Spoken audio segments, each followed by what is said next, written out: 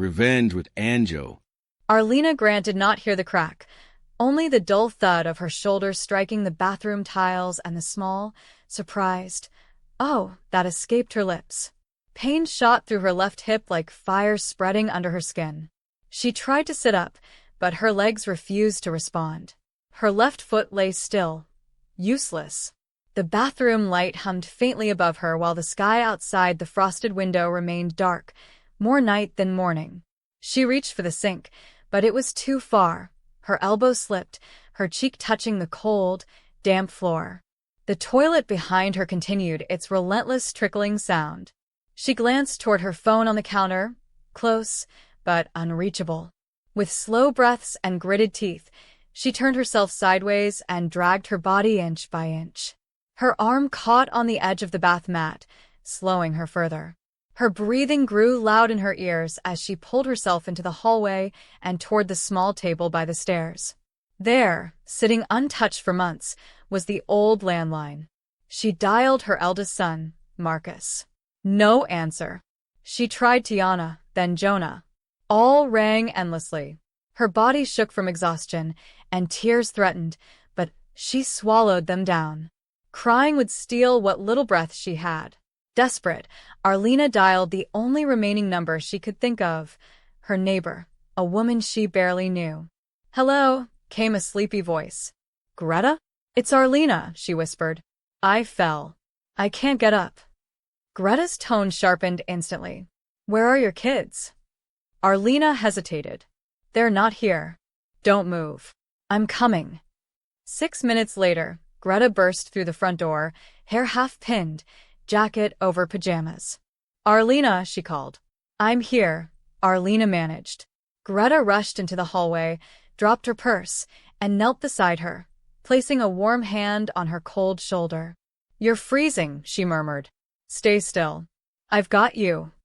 The ambulance arrived moments later, and Greta climbed in without hesitation, gripping Arlena's hand tightly through every bump in the road. At the hospital, the paramedics asked for an emergency contact. Arlena gave Marcus's number. No one called him, and she didn't ask them to. The X-rays confirmed a fracture high in the left hip, not severe enough for surgery, but serious enough to change everything for months. Bed rest, slow movements, therapy, a long recovery. When the nurse adjusted her blanket, she asked gently, "Is your family coming?" Arlena looked away. "No, just me." And for the first time, that truth felt heavier than the injury. The next morning, Arlena's phone buzzed once. A message from Marcus. "Heard you fell. Let me know when you're back home." No question mark. No concern. No call. Arlena stared at the screen until the letters blurred, then placed the phone face down on the tray table. She didn't bother checking for replies from her other children. It was clear none had come. After lunch, Greta appeared with a soft robe, a comb, and a bag containing almonds and a sandwich. "Hospital food looks depressing," she said simply. Arlena felt her throat tighten. "Thank you," she whispered, squeezing Greta's hand. On the third day, a nurse wheeled her to a transport van bound for Pine Hill Rehabilitation Center. Greta followed in her car, arriving minutes later to unpack Arlena's bag in the small room. "You want me to text your kids?" Greta asked quietly. Arlena shook her head. "No, they'll reach out when it matters to them." She didn't say it with bitterness, only a tired acceptance. The room felt too clean, too silent, too empty for someone who had spent her whole life pouring energy into others. The loneliness clung to her like a second skin. She pulled the blanket up and closed her eyes, trying not to measure the distance between herself and the people who should have been there. When Marcus finally arrived 3 days later, he didn't bring flowers or warmth, only questions. Arlena was halfway through a bowl of lukewarm soup when she heard his voice at the nurse's station. Moments later, he entered with his wife, Rhea. They stood in the doorway like they were inspecting a rental unit. "Hey, Mom," Marcus said, offering no hug. "We were in the area. Tiana mentioned you were here." He glanced around the room, unimpressed. Rhea took the only chair. "How's your recovery going?" she asked, though her tone suggested she already felt inconvenienced. Arlena forced a smile. Slow, but improving. Marcus didn't acknowledge it. Instead, he cleared his throat. We've been thinking about moving. Bigger place. Better district. You still have some of Dad's old insurance, don't you? Just a short-term loan to help with the down payment. Arlena blinked, her hip throbbing. Marcus? I just fractured my hip. He nodded, impatient. I know, but this would really help us out. Rhea leaned forward gently. And, honestly, have you considered selling your house? It's big for one person. Maybe a facility would be safer. Their voices floated around her like cold air. She turned toward the window, watching a small bird settle on the feeder outside, its wings trembling but still free. After they left, brisk, distracted, already shifting to their next agenda, Arlena asked the night nurse for her purse. Are you sure? The woman asked softly. Yes, Arlena said. She needed it nearby, not to give money, to prepare. Later that night, surrounded by the quiet hum of machines and the faint scent of antiseptic, she unzipped the purse. Inside was a folder she hadn't opened in months. Her will. Her trust. The revoked power of attorney Marcus had once pressured her into signing. She placed each document on the blanket, smoothing the pages with trembling fingers. Everything still listed her children: Marcus, Tiana, Jonah. The house was theirs. The savings divided evenly. Her oldest son was executor. It was the version of herself she used to imagine, a mother whose children would sit by her bedside long before they asked about bank accounts. Now she saw it differently. She picked up the amendment form, uncapped a pen, and signed. Her signature looked smaller now, but steady. When she finished, she dialed a number she knew by memory. This is Attorney Hale, a tired voice answered. It's Arlena, she said softly. I'm ready. I want the changes made. He didn't ask why. I'll come first thing in the morning. 3 days later, Marisol felt the wheels of the transport van shift as she was moved from the hospital to Maple Crest Rehabilitation Center. The halls smelled faintly of lavender and disinfectant, a strange attempt at comfort. Gloria had come along, carrying Marisol's robe and a small bag of clothes. I'll unpack for you, she said gently. Marisol watched her place folded shirts in the narrow dresser, her movements steady and unhurried. You don't need to stay, Marisol told her softly. Gloria shook her head. I'm not leaving until I know you're settled. She placed Marisol's glasses by the window and laid her cardigan over the chair. Want me to text your children? She asked. Marisol's eyes lowered. No. If they care, they'll reach out on their own. Gloria paused, studying her face, then nodded. When Rowan finally did show up the next week, he didn't bring comfort. He brought questions. Questions about the house. Questions about his father's old insurance.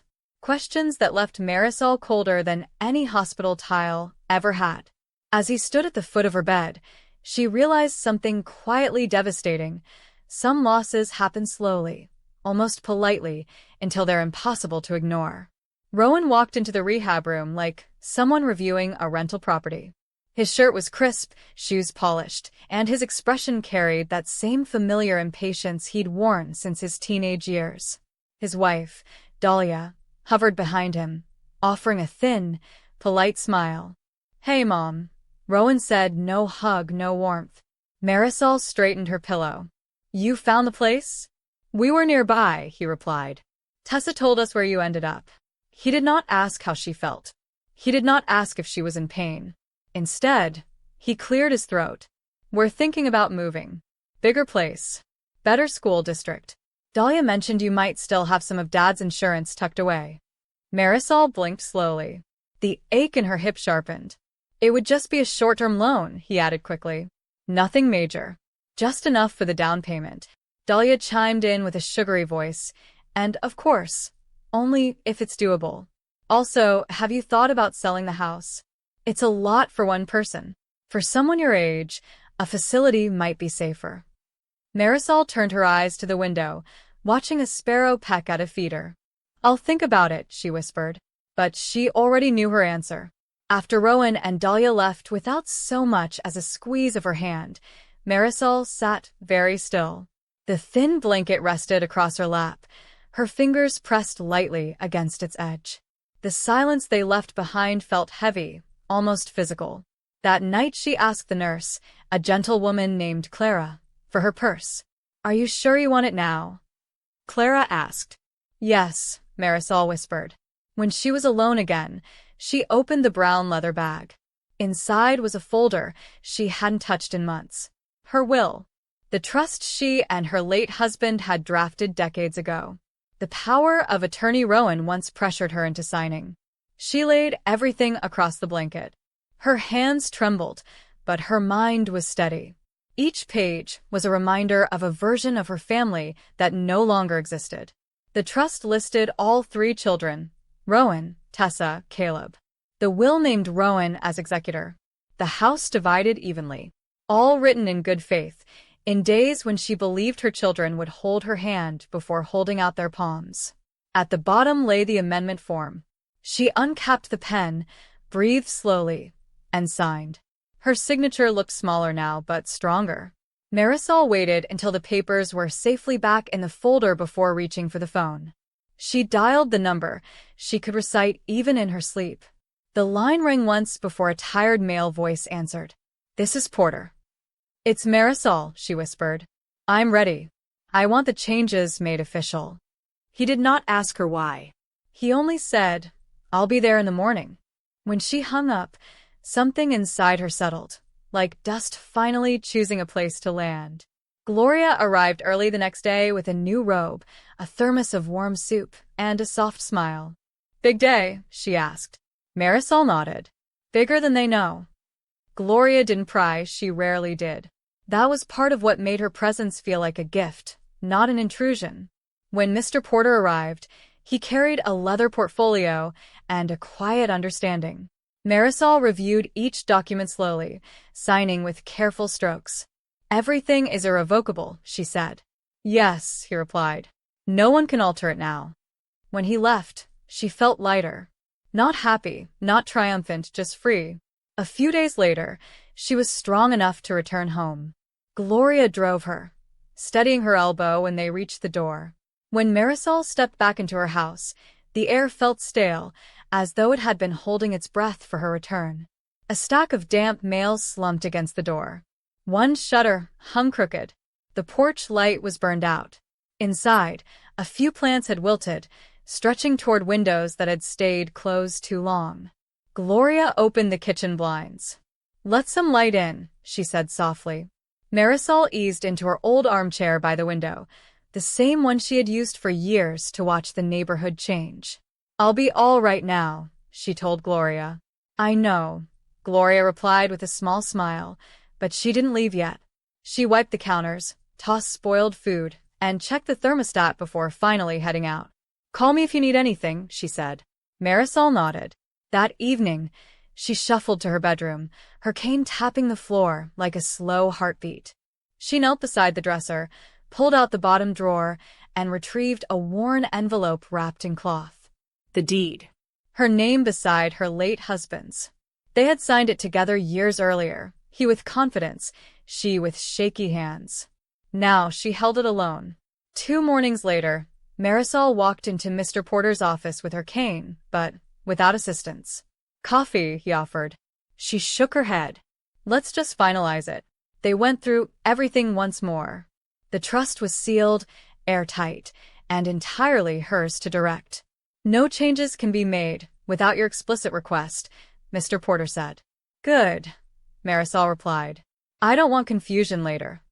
When she returned home, the new documents tucked securely into her bag, she allowed herself a long exhale. But peace was brief.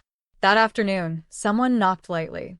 Tessa stood on the porch holding a paper bag from a gourmet deli and a silk scarf in pale gold.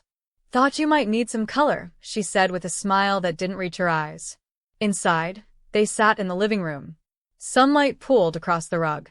Tessa crossed her legs and looked around with the assessing gaze of someone evaluating value rather than memory. "Rowan told me you might be making some decisions," she began. "Financial ones." There it was, the real reason she'd come. Marisol felt the familiar hollow ache creep into her chest, a quiet disappointment she no longer bothered to hide. She reached for her purse. The zipper rasped softly as she opened it. Inside were 3 sealed envelopes, each addressed in her careful handwriting. Letters she had rewritten again and again until they expressed exactly what needed to be said. No anger, just truth. She held one out to Tessa. "What's this?" Tessa asked, eyebrows pulling together.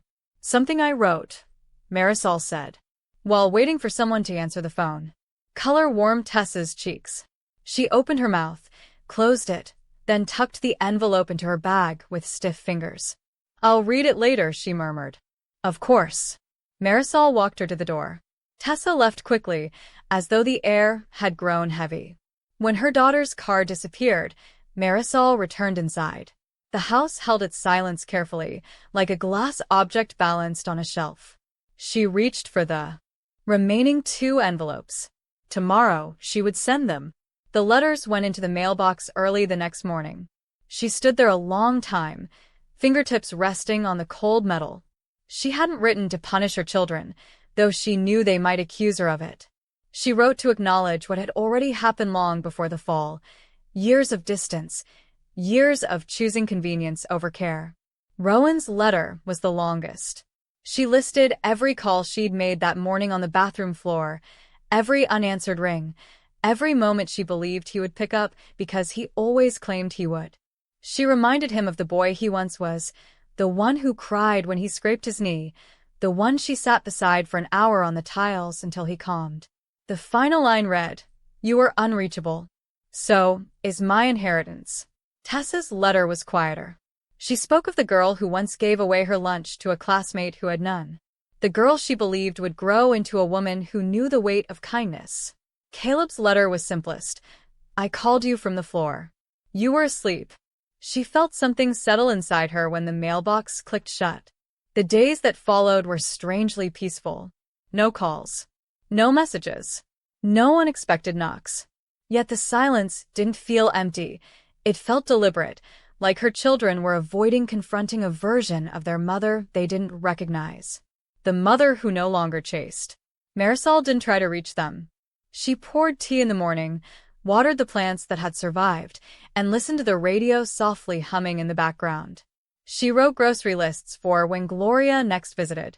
Then she sat at her table with the final envelope, the one not meant for Rowan, Tessa, or Caleb, but for herself. A record of thoughts she would never send.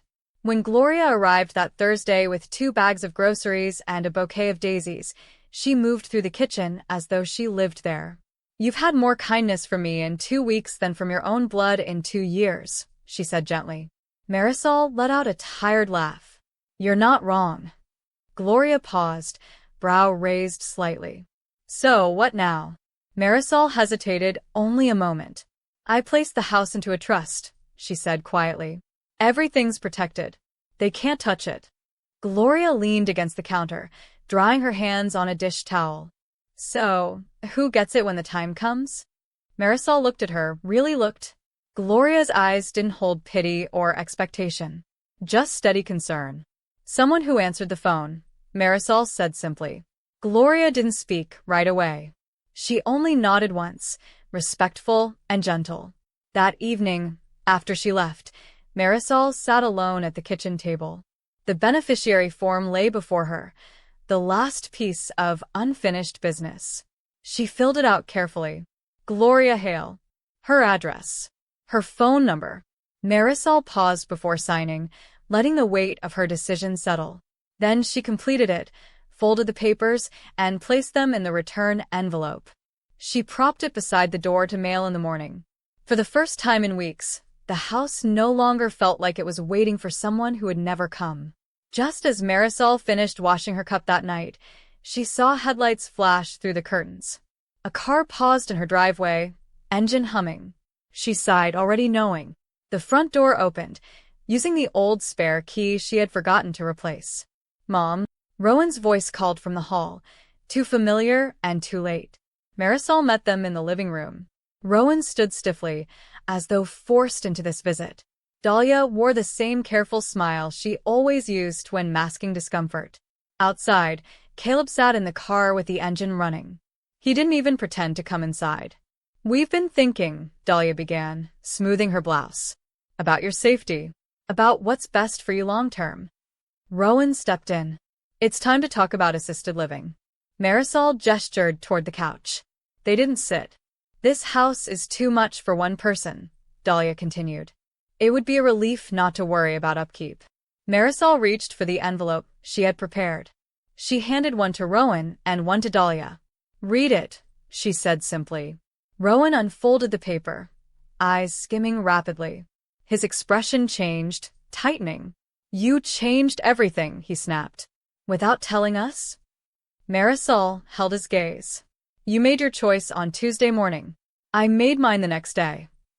"You're punishing us," he said, the anger beneath his voice rising. "No," she said softly. "I'm protecting what's left." Dahlia stared at the letter in her hands, blinking too fast.